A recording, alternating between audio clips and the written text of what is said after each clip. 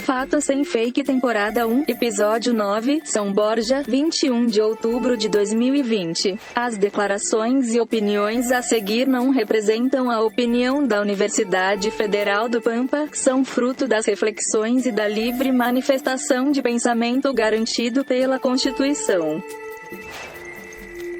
Fatos Sem Fake.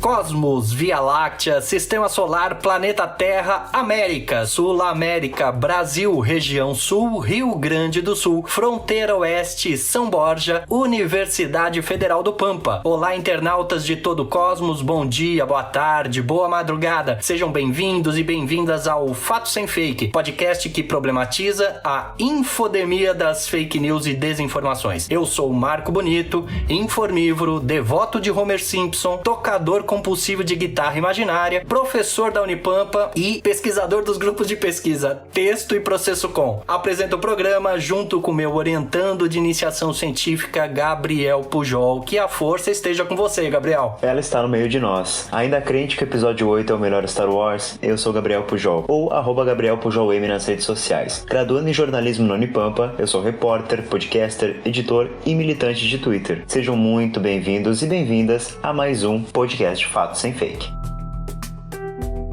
Em nosso 9º episódio, problematizaremos a seguinte questão: o que explica o crescimento de projetos de combate às fake news e qual a importância desse movimento? Para nos ajudar a responder esta e outras questões, convidamos a professora doutora Ana Regina Rego Leal. A Ana é atual coordenadora da Rede Nacional de Combate à Desinformação, é professora da Universidade Federal do Piauí, jornalista com doutorado em processos comunicacionais pela UMESP e possui pós-doutorado em comunicação e cultura pela UFRJ. Ana Regina também é colunista do jornal O Dia, além de pesquisadora e coordenadora dos projetos NuJoc, Checagem e Diálogos de Checagem. Seja muito bem-vinda ao nosso programa, Ana. Eu que agradeço a oportunidade de estar aqui com vocês, Marco e Gabriel. É muito bom manter uma interlocução com todo o país. Estou à disposição para que a gente possa estabelecer um diálogo. Muito bacana. Amigo ouvinte, amiga ouvinte, você não vai se arrepender de ouvir esse podcast porque tem informações muito interessantes sobre o que está acontecendo neste país com relação ao combate à desinformação. Pedrão, sobe o som da vinheta para o nosso primeiro bloco.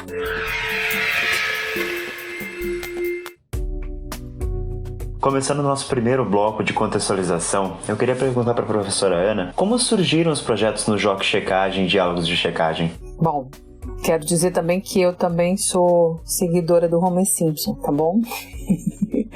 Os projetos de verificação de informações, de tentativa de detecção de pistas de desinformação dentro das narrativas que circulam pelos aplicativos de mensagens e também pelas redes sociais e ainda na mídia, vem crescendo muito, a partir aí da última década, mas sobretudo com um grande impulso no Brasil há mais ou menos uns 4 ou 5 anos. O nosso projeto especificamente, ele já nasceu nesse momento da pandemia, veio muito focado nos editais que foram publicados pelas universidades públicas federais e pelas agências de fomento, e nós criamos o NuJoc Checagem. O NuJoc, só falando aí para o pessoal, é o nosso núcleo de pesquisa em jornalismo e comunicação, e o NuJoc Checagem é uma vertente desse núcleo, E nós criamos aí no final de março, já nesse momento de pandemia, é um projeto completamente voltado para o acompanhamento das narrativas desinformacionais dentro do ambiente da pandemia. Então nós verificamos as dúvidas que a sociedade tem em relação a informações e desinformação que circulam pelas redes virtuais, e que são concernentes ao coronavírus, a doença Covid-19 e toda e qualquer boato que seja referente a medicamentos milagrosos, curas, vacinas e outras inúmeras temáticas que surgiram durante esse processo pandêmico. Então, nossos projetos nasceram daí. O diálogo de checagem é uma oportunidade que a gente tem de esporadicamente estar batendo um papo, conversando com especialistas da comunicação em diversos focos em relação a algum olhar sobre aquilo que a gente chama de mercado da construção intencional da ignorância, do qual a desinformação é o produto condutor. Sabe o que era legal de você poder explicar para os nossos ouvintes? Porque muita gente que está nos ouvindo não é necessariamente alguém ligado à universidade ou meio acadêmico, né? Então, como que esses projetos funcionam na prática dentro da universidade e de que maneira que eles fazem sentido para a sociedade depois? Ou seja, qual é o retorno social que esse tipo de projeto leva para a sociedade para as pessoas poderem entender como isso funciona? Dentro do escopo das universidades, né, não só das federais, mas das estaduais, confessionais e privadas, os projetos que tem, normalmente a gente tem um núcleo de pesquisa, né, vinculado a algum programa de pós-graduação, mas os projetos que têm essa vertente voltada para a sociedade faz parte dessa tridimensionalidade do ensino público brasileiro determinado pela Constituição de 1988, que é o ensino, a pesquisa e a extensão. Então, os nossos projetos de extensão, ele tem essa finalidade de estabelecer este diálogo direto com a sociedade, né? E eles são de diversas naturezas, abarcam diversos campos da ciência e sempre com esse viés de uma interlocução social, tentando levar a sociedade, né, mais para a universidade para perto da sociedade e estabelecer esse contato direto. Então, dentro da comunicação, a gente tem aí dentro do jornalismo, do campo jornalismo, a gente tem procurado exatamente prestar um serviço à sociedade no sentido de que nós estamos tentando solucionar dúvidas que a sociedade tenha. Como nós fazemos isso? Temos diversos mecanismos de recepção de notificações, de denúncias, de dúvidas sobre narrativas desinformacionais ou mesmo sobre alguma informação que a pessoa recebe por um aplicativo de mensagem, como o WhatsApp, como o Telegram, ou pelas redes sociais, né? Instagram, Twitter, Facebook, etc.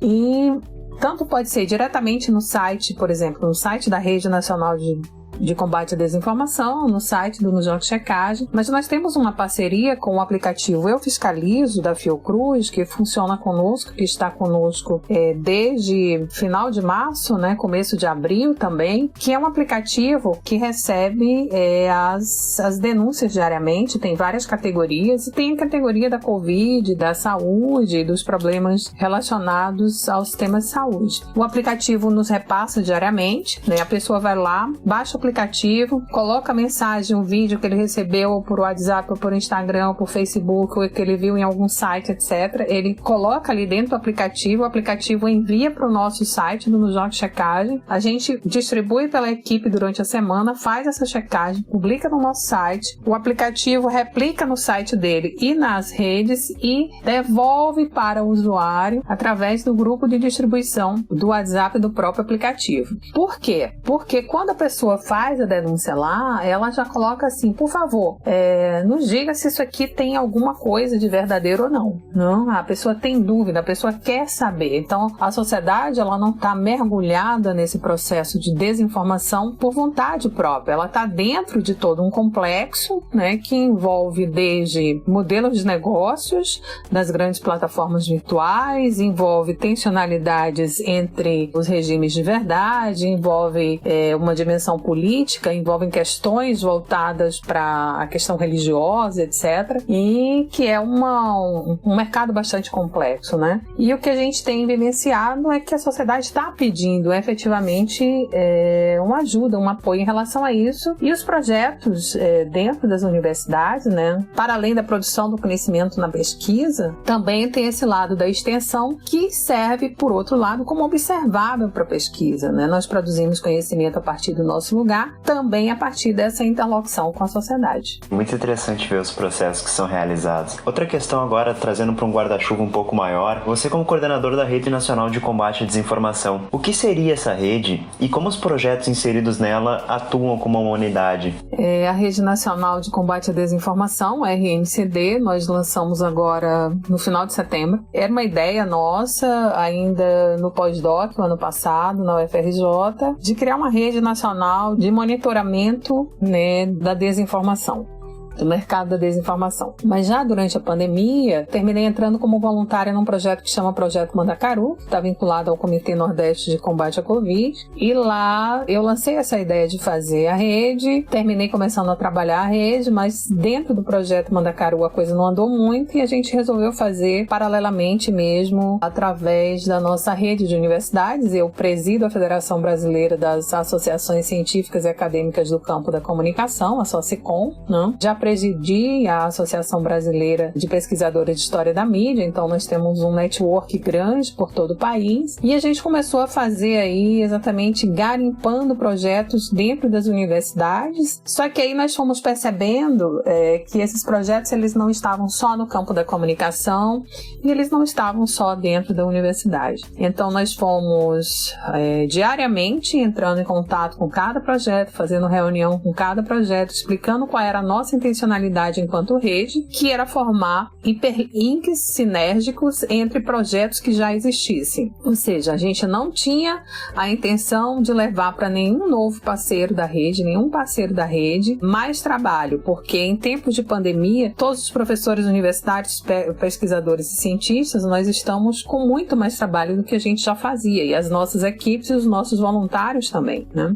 Então, assim, a ideia é pegar cada projeto que já existe, com o foco que ele já tem, com o público que ele já tem, e linkar dentro da rede. Mas se é só uma plataforma para linkar, como funcionaria essa rede? A ideia é que a gente possa se compartilhar, que a gente possa se pautar. Então, por exemplo, uma matéria que a gente tenha feito sobre dúvidas sobre a vacina se transforma em podcasts no Coronavírus em Cheque da Universidade Federal do Pernambuco, se transforma em diversas temáticas sobre vacinas, publicadas em formas de cards, por exemplo, pelo Covid Verificado, que é um projeto da imunologia da USP, né? Se transforma em áudio pelos projetos que tem grupo de distribuição de áudio por WhatsApp, aí com mensagens curtas para esclarecer sobre a importância da vacina. Então, a nossa ideia é pegar uma única temática e colocá-la em diversos formatos, em diversos projetos e, ao mesmo tempo, atingir diversos públicos, porque uma matéria jornalística do Nos Jogos Checagem, por exemplo, ela não é muito palatável para distribuição em aplicativos de mensagem. Elas podem ter 3, 4 páginas para elucidar ali o que é verdadeiro ou falso. Mas, dependendo da temática, ela pode ser pautada para um outro parceiro, e esse parceiro desenvolver um outro produto e aí sim chegar a diversos tipos de público. Além disso, a rede, normalmente, todos os dias a gente faz uma clipagem daquilo que os parceiros estão publicando, então a gente coloca no nosso site. A gente tem 2 tipos ali de replicação de trabalhos dos parceiros. A gente tem o clipping e a gente tem o fact-checking para os parceiros de fact-checking, que a gente vai atualizando diariamente. E nas redes sociais, que a gente vai repostando nos stories, que a gente vai publicando aquilo que é de destaque de cada parceiro e vai marcando os parceiros para que a gente conheça o que cada um está fazendo aí, potencializando essa visibilidade e, ao mesmo tempo, está se conhecendo e se pautando. Muito legal, viu, Ana? Quando eu fiquei sabendo, né, do movimento da rede, eu logo fiquei pensando assim, quem será a pessoa doida, né, que tá por trás desse troço todo, cara, tentando organizar? Porque, né, a gente sabe, é um trabalho, assim, insano, né, convenhamos. Mas eu fico muito contente, assim, de ver que a resposta, né, das universidades é uma resposta desse porte. E você, amigo ouvinte, amiga ouvinte, né, vai ficar sabendo mais sobre esse projeto no nosso segundo bloco. Agora, nós terminamos o primeiro. Então eu vou pedir pro Pedro para ele subir a nossa vinheta para que você conheça as nossas redes sociais e você possa nos seguir nos nossos arrobas e interagir conosco. Pedrão, solta a vinheta. Twitter, @FatosSemFake. Instagram, @FatosSemFake_Unipampa. Facebook, @FatosSemFakeUnipampa. Medium, @Projeto Fatos Sem Fake.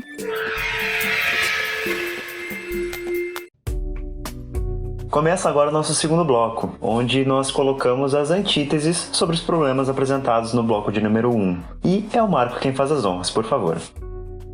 Muito bem, eu vou fazer a primeira pergunta então nesse segundo bloco, querendo saber mais, né, sobre o projeto da rede, né?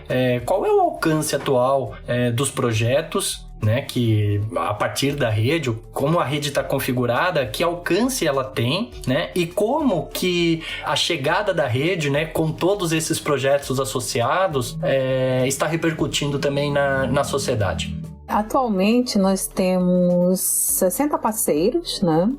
Nem todos estão ainda na plataforma, porque nós contamos com equipes de voluntários. Os voluntários têm uma disponibilidade restrita e nessa época de campanha política eles estão trabalhando muito. Então eu acho que falta colocar na rede aí mais ou menos uns 10, né? O alcance... Primeiro, assim, a repercussão que a ideia da rede, que o lançamento da plataforma alcançou em nível nacional, até superou as nossas expectativas, né? Porque nós passamos em 6 meses ligando para o país inteiro, de norte a sul, etc., fazendo reuniões, né, via chat, fazendo reuniões por Zoom, por tudo. E de todas as reuniões que nós fizemos e os contatos que nós fizemos, nem reuniões, mas contatos, apenas 2 pessoas não reagiram positivamente, assim, acho que ficaram desconfiados, né?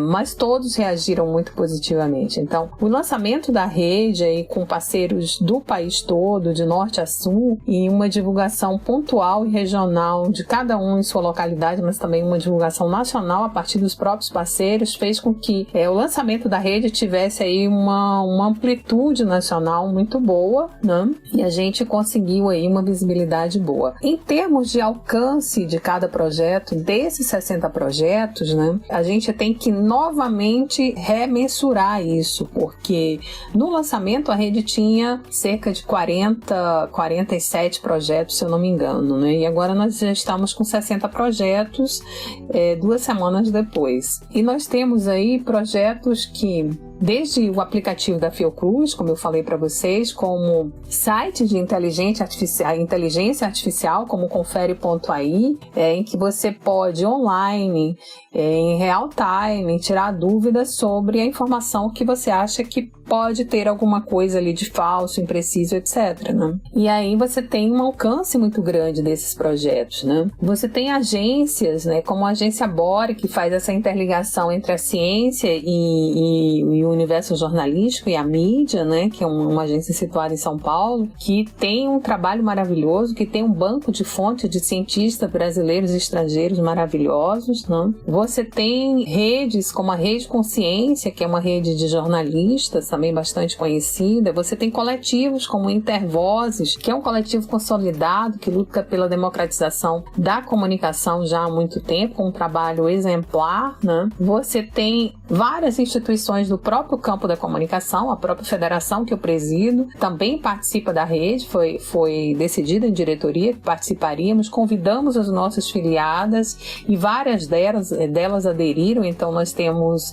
instituições da pesquisa em jornalismo, como a SBPJ, da pesquisa em educomunicação, como a ABPEDUCOM, da pesquisa em comunicação comunitária, como a ABPCOM, a ULEPIC, que estuda a economia política da comunicação. Então nós temos um escopo muito grande. Nós temos movimentos populares, nós temos vários projetos que trabalham com aquilo que na plataforma a gente coloca como comunicação educativa, mas que inclui a educomunicação, que inclui uma comunicação proativa sobre a ciência, né?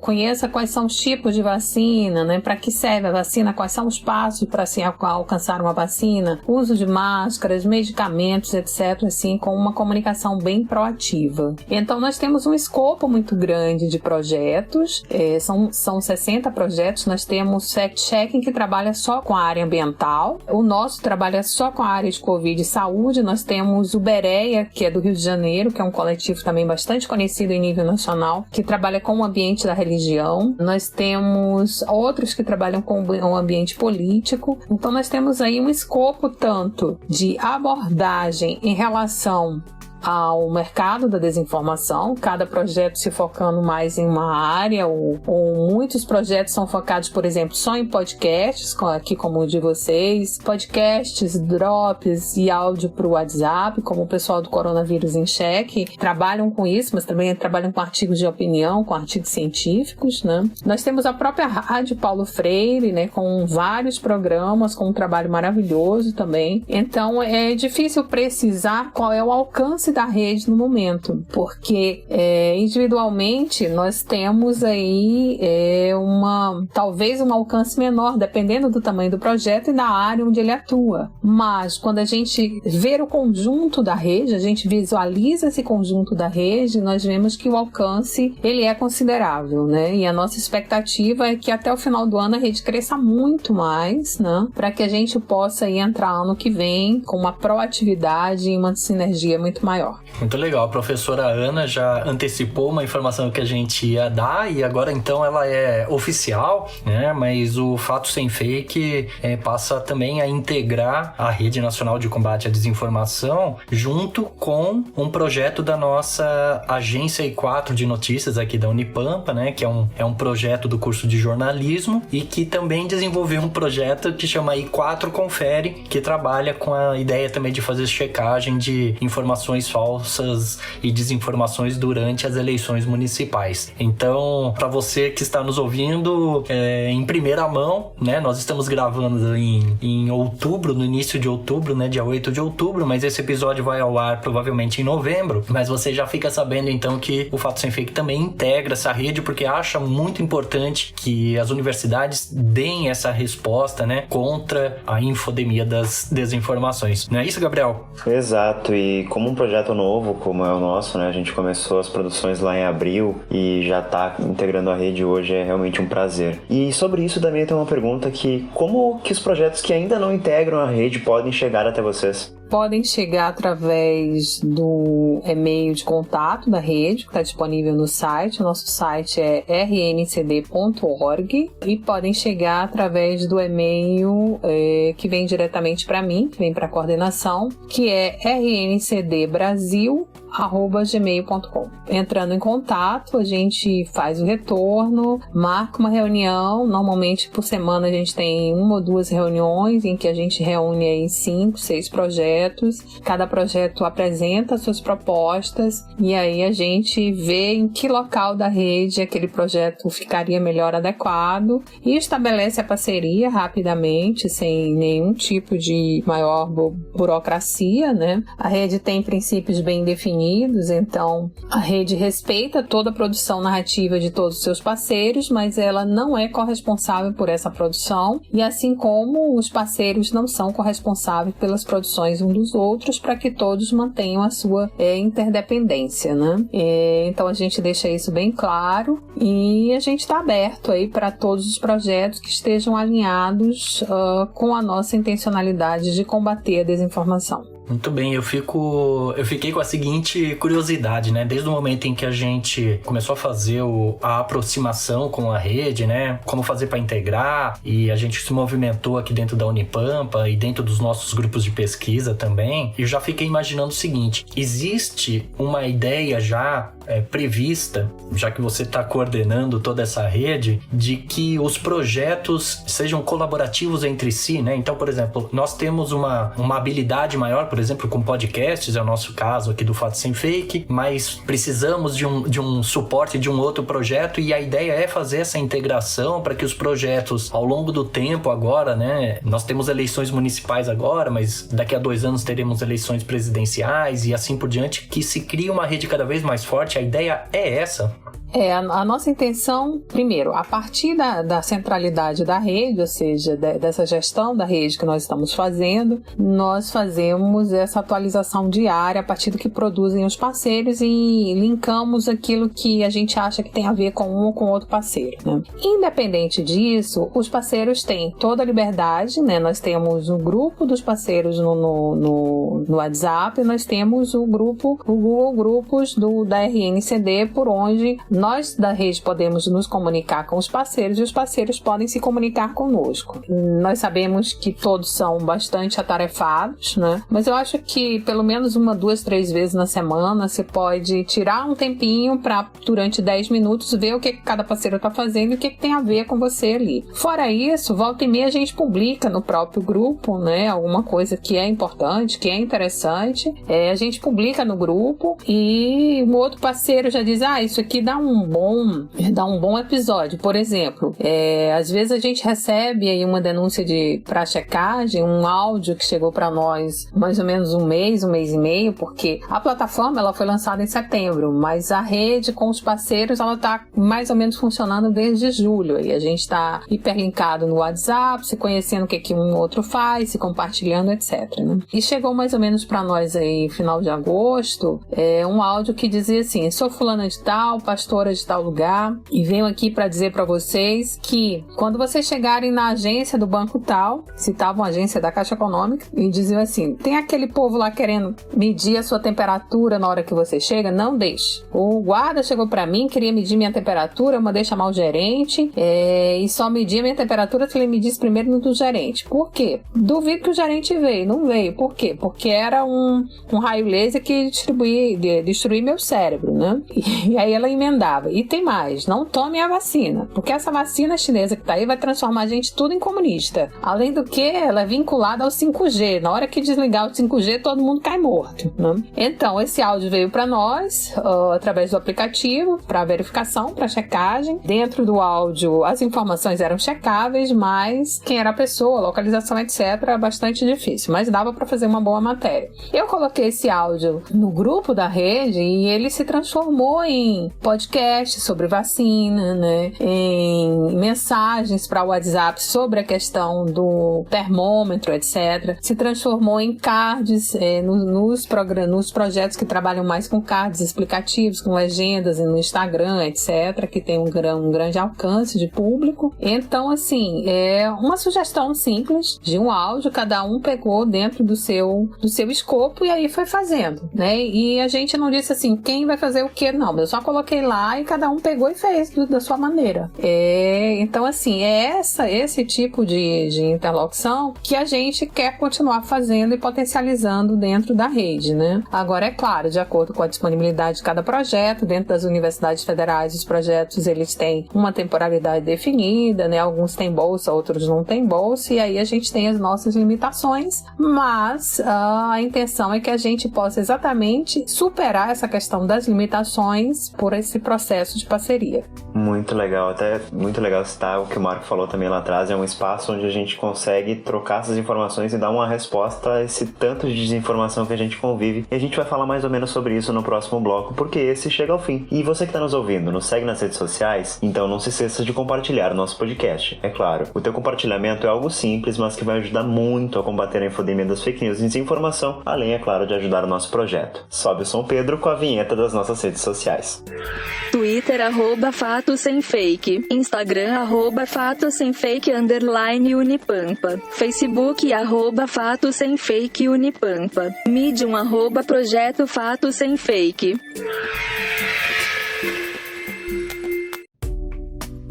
Muito bem, voltamos para o nosso terceiro bloco e agora vamos aos rumos da nossa prosa, da nossa conversa até aqui, e eu vou passar, a primeira pergunta é tua, né, Gabriel? Vamos lá. Exato, como eu falei ali no encerramento do segundo bloco, são projetos como esses que dão respostas a essa quantidade de desinformação, né? E eu queria perguntar a opinião da professora Ana. Há esperanças de que a sociedade do futuro estará apta a reconhecer notícias falsas e desinformação? É uma pergunta bem complexa. A desinformação, ela não é privilégio da nossa contemporaneidade. Ela é aquilo que eu considero como a outra face do fenômeno da informação, né? Eu trabalho com fenomenologia e o nosso trabalho aqui é exatamente revelar essa face que nega a informação, e ela já esteve potencializada em vários momentos da história da humanidade. O momento atual ele é distinto, porque tem a potencialização da vida virtual, dessa bios virtual e da ubiquidade das plataformas digitais na vida da sociedade, e isso faz com que, e como nós estamos imersos nessa bios virtual e estamos à mercê do modelo de negócios dessas plataformas, que inclui estratégias psicológicas, que inclui aí uma economia da atenção. Você entra para resolver algum problema dentro de uma rede social, aí você passa 10 minutos, não resolve o problema e diz, nossa, o que eu fiz? Então, Então, é uma economia da atenção ativada por modelos psicológicos como o Ocean, como o Big Five, que tanto garimpa o nosso perfil psicológico como os nossos dados, né? Nós somos produtos vendidos de forma muito ubíqua e não sabemos para quem somos vendidos, né? Apenas desconfiamos aquilo que chega até nós em termos de publicidade nas redes sociais, no e-mail, etc. Tudo aí hiperlinkado. E todo esse modelo favorece aí a proliferação daquilo que a gente denomina de desinformação, porque potencializa o modelo, a economia da atenção, potencializa aquilo que é da esfera do que não é exatamente uma normalidade. Então, potencializa aquilo que tem força para ganhar maior visibilidade, né? E o campo da desinformação trabalha muito com isso. Não se trabalha só com fake, não se trabalha só com fraudes, né? Se trabalha também com essa hibridação das narrativas, né? Uma narrativa verdadeira ao lado de uma narrativa falsa, ao lado de uma narrativa imprecisa, ao lado de uma narrativa manipulada. Se coloca tudo isso dentro de uma única textualidade e o público recebe isso, né? E a gente tem visto pelas pesquisas, tem uma pesquisa de uma empresa de cibersegurança divulgada em fevereiro deste ano, que diz que, por exemplo, 62% dos brasileiros não sabem discernir uma informação de uma desinformação. Porque é extremamente complexo, vem uma coisa que é factual, que é evidencial e que está muito, muito mais ligada à verdade do que alguma coisa que é mentira, mas que está logo em seguida a essa primeira questão. Então, é realmente uma batalha árdua. Não dá para saber se a sociedade do futuro vai estar preparada para isso, mas dá para saber que a sociedade já está desconfiando, então já está pedindo ajuda. Não é toda a sociedade que está imersa dentro da desinformação, mas nós todos estamos à mercê da desinformação.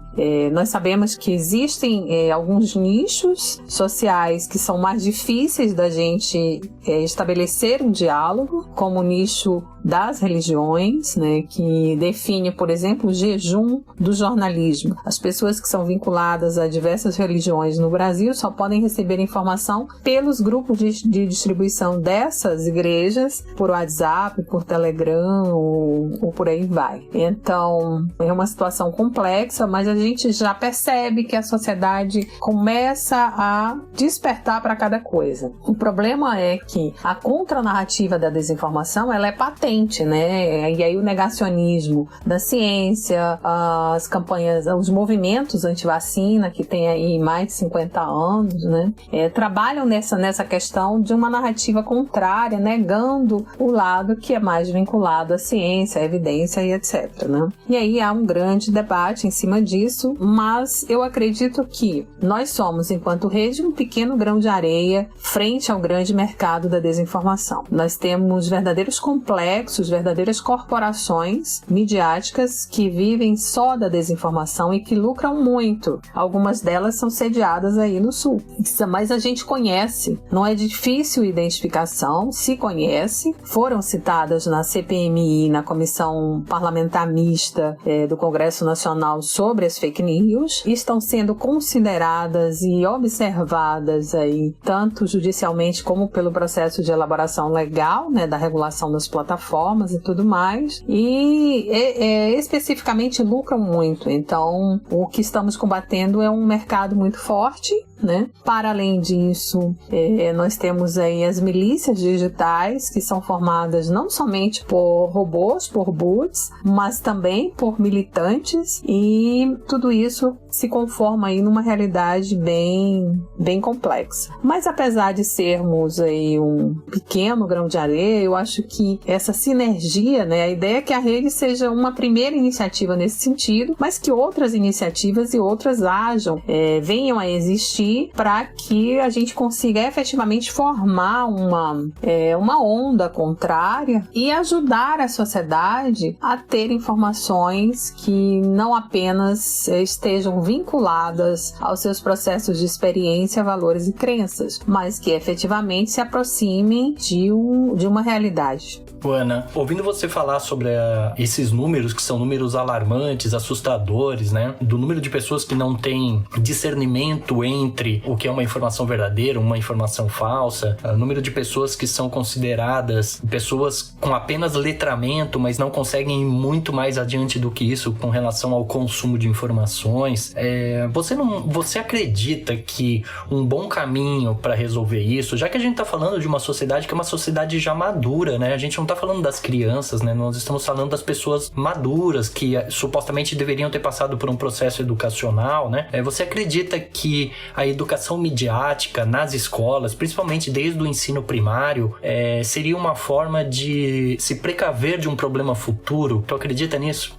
Eu acredito muito que o letramento para a mídia seja essencial e que ele esteja inserido dentro do processo educacional como um processo transformador. Nós temos que considerar que dentro da construção intencional da ignorância, que é uma coisa histórica, mas mais recentemente, há cerca de 40 anos, né, nós vamos ter aí um manual de contestação, né, de várias instituições da modernidade, também desse Estatuto de Verdade da Modernidade. E esse manual de contestação, que é um manual para a construção da desinformação e do mercado intencional da construção da ignorância, que a gente denomina, ele diz que primeiro você tem que cooptar a mídia, né, e colocar pessoas-chave em determinados polos da mídia, exatamente para poder começar a contrapor determinados discursos que se colocavam como verdadeiro, como o discurso da ciência e o discurso jornalístico, por exemplo, o discurso sobre o clima e etc, etc. Você também tem que cooptar a ciência, ou seja, você tem que cooptar cientistas para defender a sua ideia de que o planeta não está elevando as temperaturas, ou seja, essa última semana prova aí que nós estamos teresinando o mundo, né? Tá todo mundo com as nossas temperaturas, né? Bastante complexo. E o terceiro passo é exatamente, ou seja, cooptar a mídia, o jornalismo, cooptar a ciência, e o terceiro passo é intervir no processo educacional. Percebam que regimes ditatoriais e totalitários, eles intervêm no jornalismo e na mídia, trabalham diretamente processos educacionais intervindo na educação de cada país onde esses modelos se instauram. A gente tem uma disputa muito grande no momento no Brasil em relação aos modelos educacionais. E nós temos uma tentativa do governo de mudar completamente o processo educacional. Isso tem uma intencionalidade. Essa intencionalidade é diminuir a capacidade crítica da população brasileira com o passar do tempo. Numa involução do processo, se nós tivemos aí um crescimento da acessibilidade da população brasileira aos ensinos fundamental, médio e superior, né, nós temos agora uma questão de retrocesso não somente em relação a isso, mas também em relação ao modelo de ensino que quer se estabelecer no Brasil. Então, intervir na educação é um processo primordial. E se a gente pensar como Paulo Freire, a educação é uma prática para a liberdade. É uma prática para que o oprimido se reconheça e, a partir do seu reconhecimento, reconheça o seu opressor. E, a partir daí, se estabeleça de forma crítica e intencional. Então, a educação, ela é primordial, e a educação e o letramento para a mídia, ela também se faz primordial. Então, além da ABPEDUCOM, que é a Associação Brasileira de Pesquisadores nessa área de educação, de educomunicação, né, que inclui letramento para a mídia, que inclui utilização da mídia, dos processos midiáticos na educação, dentre outros processos, né, nós temos parceiros como o Instituto Devir Educom, que também trabalha nesse sentido, né, e isso nos dá aí uma perspectiva de que no futuro a gente possa efetivamente começar a trabalhar isso dentro do processo educacional, desde pelo menos o ensino fundamental. É uma visão bem interessante mesmo, que a gente inclusive concorda, eu acho que eu posso dizer por mim pelo Marco. Mas para encerrar o nosso terceiro bloco aqui, eu queria perguntar para você o seguinte: como você gostaria que a Rede Nacional de Combate à Desinformação estivesse daqui a 5 anos? Sei que é uma pergunta um pouco difícil, mas um exercício de imaginação. Como você gostaria que a rede estivesse daqui a 5 anos e o que ela alcançaria? Eu não pensei nisso, né? Quando eu criei a rede, né? Quando a gente saiu batalhando pelo país todo, criando a rede, nós pensamos muito nesse momento presente e num futuro imediato, que não era uma projeção de 5 anos, que na verdade é um futuro imediato, uma projeção de 5 anos.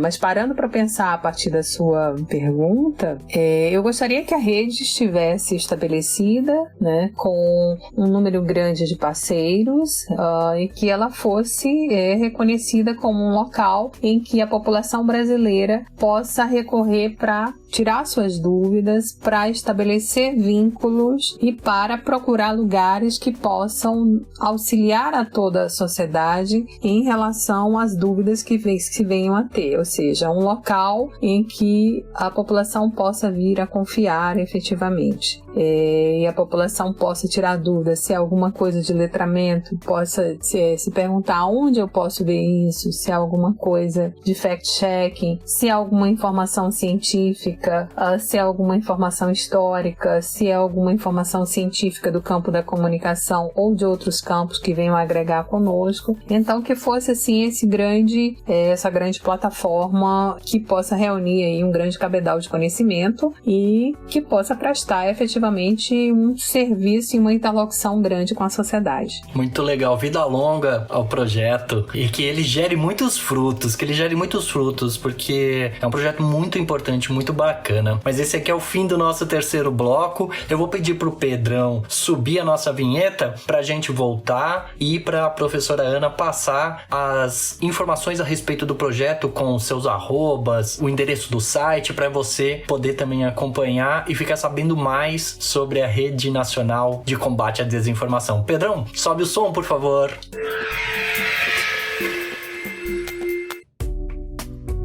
Muito bem, voltamos agora para fazer as nossas despedidas e também para a gente apresentar os arrobas do projeto. Então, antes de poder finalizar e passar a palavra para a professora Ana, gostaria de primeiro agradecer a sua participação no nosso podcast. Eu imagino, né, que não deve ser fácil encontrar um espaço na agenda para poder se dedicar a entrevistas, a participar de programas como você está fazendo com a gente. Então, eu sei o quanto isso é caro no sentido do tempo e também sou muito grato, né? Eu imagino que os ouvintes também, as ouvintes e os ouvintes também ficaram muito gratos com o compartilhamento do teu capital intelectual aqui conosco durante esse episódio do nosso podcast e dizer que foi uma honra e uma aula poder te acompanhar. Não é isso, Gabriel? É isso, muito obrigado, professora, pela participação. Foi uma honra poder contar contigo nesse episódio. E antes da gente encerrar, eu peço que você faça suas considerações finais e divulgue seus canais de contato para quem quiser ampliar o debate e também acompanhar o seu trabalho. Eu que agradeço muito, Marco, o convite, agradeço ao Gabriel e agradeço ao pessoal que está nos auxiliando aí na técnica. Primeiro, agradecer a parceria aí da agência I4, né, da Universidade do Pampa, e dizer que sejam bem-vindos à rede. É sempre um prazer manter uma interlocução de norte a sul do país. Estaremos à disposição. Como a gente tem uma agenda um pouco atarefada por conta da federação e por conta das outras atividades de pesquisa e extensão, etc., a gente procura aí conformar essa agenda, mas sempre dá certo e eu entendo que o tempo ele é muito coordenado de acordo com os nossos interesses e prioridades, né? Então a gente sempre acha um tempinho para bater um papo bom e produtivo. Então, muito obrigada. Para entrar em contato conosco, pode ser através do e-mail da rede que está disponível no site, que é contato@rncd.org. O nosso site é rncd.org e também pode entrar em contato pelo e-mail rncdbrasil@gmail.com. Fora isso, nós estamos no Facebook com RNCD Brasil e estamos no Instagram com RNCD Brasil também, né? E no canal no YouTube. Por todos esses canais, a gente está disponível para receber aí sugestões, críticas e participações. Então, muito obrigada por essa oportunidade. A gente que agradece a disponibilidade. E este foi o 9º podcast Fato Sem Fake, o penúltimo dessa temporada. Sim, já tá acabando, parece que foi ontem que a gente gravou a primeira. Se você gostou, ajude a divulgar nas suas redes sociais. Se tem alguma sugestão de pauta ou crítica construtiva, entre em contato conosco pelos diversos canais. É só digitar Fato Sem Fake que você nos encontrará no Instagram, Facebook, YouTube e Medium. Muito obrigado, Gabriel, Luana, Emília, Chailen, Pedro, todo mundo que ajudou a produzir mais este episódio do Fato Sem Fake. Pedi para você um pouquinho da sua atenção, nos ajude a divulgar o Fato Sem Fake nas suas redes sociais, para o seu grupo de amigos, no WhatsApp da família, porque é muito importante a gente contar com o seu apoio, né? Você que está nos ouvindo, porque esta é a forma que nós temos de fazer com que os projetos de combate à desinformação cheguem até a sociedade. Então, nos acompanhe nas redes sociais e ajude a divulgar para os seus amigos e seus familiares. Até o próximo episódio.